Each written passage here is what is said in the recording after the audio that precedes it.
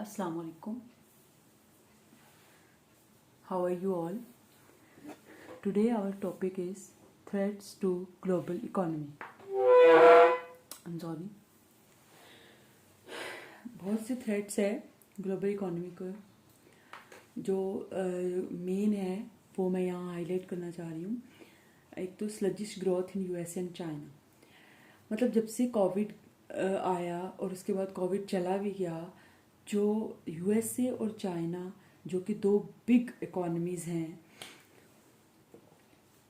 दोनों की जो ग्रोथ है वो बहुत ज़्यादा सुस्त है, स्लो है. स्लजिश मीन्स सुस्त, यहाँ पे डबल जी आएगा. ओके. और जो दूसरी बड़ी रीज़न है वो है यूरोपियन इकोनॉमीज फ्लैटरिंग. अब जो यूरोप है, आपको पता है 28 या 29 मेंबर्स है यूरोप के, तो उसमें जो है यूरोप की भी जो इकोनॉमीज़ है वो फ्लैटरिंग कर रही है. मीन्स टू से कि वो भी बहुत ज़्यादा लड़खड़ा रही है.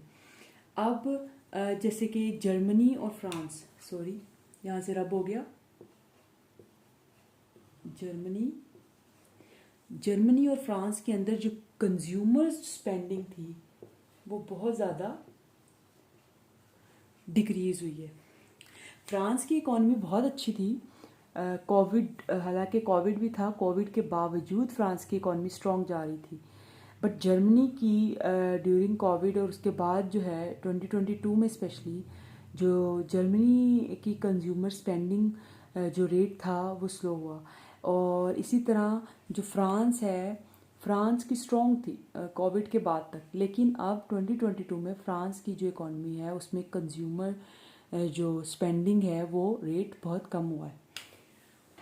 और जो तीसरी मेन जो थ्रेट है ग्लोबल इकोनॉमी को वो है हाई इन्फ्लेशन. हमें पता है कि बहुत ज़्यादा इन्फ्लेशन है और हम क्योंकि पाकिस्तान में रहते हैं और हमें लगता है कि सिर्फ पाकिस्तान में इन्फ्लेशन है, लेकिन ऐसा नहीं है. इन्फ्लेशन ओवरऑल पूरे वर्ल्ड में है. तो जैसे कि 20 कंट्रीज़ जो हैं, जैसे कि अगेन वही बात, यूरोपियन कंट्रीज़ जो हैं, क्योंकि उसमें ऐसे यूरो करेंसी यूज़ हो रही है, तो उसमें जो है जो 20 कंट्रीज़ के अंदर जो कंज्यूमर प्राइस स्पेंडिंग है वो बहुत लो हुई है. और उसकी यही मेन रीज़न है इन्फ्लेशन. और इसके अलावा जो नंबर 4 है वो है फाइनेंशियल इंस्टेबिलिटी. अब आईएमएफ, वर्ल्ड इकोनॉमिक ऑर्गेनाइजेशन, और जीएफएस, ये भी ऑर्गेनाइजेशन है, इन दोनों ने, इनकी रिपोर्ट्स जो है उसमें ये जो है बताया गया है कि जो investment rates, interest rates high होने की वजह से फाइनेंशियल इंस्टेबिलिटी बहुत ज़्यादा हुई है. जैसे कि यूएसए में 2022 के स्टार्ट में 2.7% जो है वो जो ग्रोथ थी इकॉनमी की वो जा रही थी, लेकिन 2023 आते ही 1.3 पे वो ग्रोथ रेट चला गया.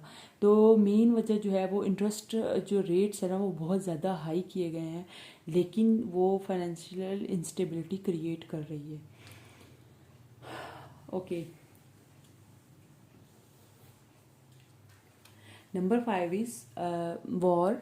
एक मेन वजह और एक जो थ्रेट है ग्लोबल इकोनॉमी को, वो जो रशिया यूक्रेन की वॉर है और बहुत प्रोलॉन्ग्ड वॉर हुई है.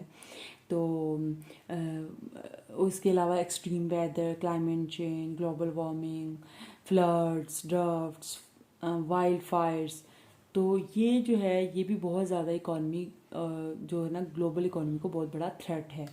अब जैसे कि यूक्रेन वॉर की वजह से सप्लाई चेन और सप्लाई चेन डिस्टर्ब हुई है, जिसकी वजह से फूड प्राइसेस में बहुत ज़्यादा हाइक्स आई हैं नज़र. और उसके अलावा क्लाइमेट क्राइसिस की वजह से भी बहुत ज़्यादा फूड जो है प्राइसेस में इंक्रीज़ आया है. फूड चेन जो सप्लाई है वो बहुत ज़्यादा डिस्टर्ब हुई है. और ये सिर्फ पाकिस्तान में नहीं, ओवरऑल पूरे ग्लोबल ये इम्पेक्ट है, जो कि क्योंकि हम बात ही global threats to global economy की कर रहे हैं, तो एक बड़ा ये भी रीज़न है. नंबर 6 जो है डिफ़ॉल्ट्स. अब इसमें ये है, डोस्चे बैंक, इसने एक रिपोर्ट शाये की है, उसमें इसने बताया है कि जैसे यूएसए, यूरोपियन कंट्रीज़ जो कि डेवलप्ड कंट्रीज़ है, इनकी भी जो इकोनॉमीज़ है अब वो बहुत ही इमिनेंट डिफ़ॉल्ट एज पे है, बहुत ही करीब वो है डिफ़ॉल्ट हो जानी है। और उसकी एक मेन वजह हाई इंटरेस्ट रेट्स भी हैं, जो कि बहुत ज़्यादा हाई इंटरेस्ट रेट्स जो हैं वो डिफ़ॉल्ट्स पे जो है ना वो कंपनीज़ को एज पे ले आया है। अच्छा, ओवरऑल देखा जाए तो ये टॉपिक हमारा था थ्रेट्स टू ग्लोबल इकोनॉमी। मतलब ग्लोबल इकोनॉमी को बहुत बड़े जो मेन थ्रेट्स है वो ये 6 मैंने यहाँ बताए हैं।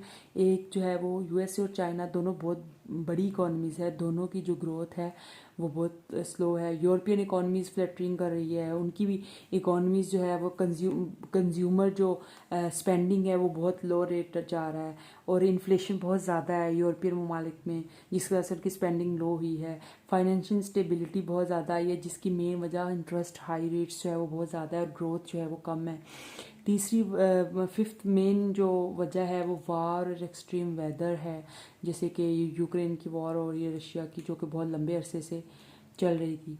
और 6 मेन वजह डिफ़ॉल्ट्स जो है अब यही है कि जिस तरह के हालात चल रहे हैं तो बड़े जो डेवलप्ड कंट्रीज़ है उनकी कंपनीज़ को भी डिफ़ॉल्ट होने का खदशा है। तो ये बहुत बड़े थ्रेट्स है इकोनॉमी को, इनको जो है वो काउंटर करना चाहिए मिलके एट ग्लोबल लेवल पे, क्योंकि अगर डेवलप्ड कंट्रीज़ ही जो है वो उनकी कंपनीज़ और उनकी इकोनॉमीज़ थ्रेट पे है, तो जो थर्ड वर्ल्ड कंट्रीज़ है तो वो तो फिर बहुत ही ज़्यादा डेंजर में है। Thank you, that's all for today. Allah हाफिज़। I will come for next lecture.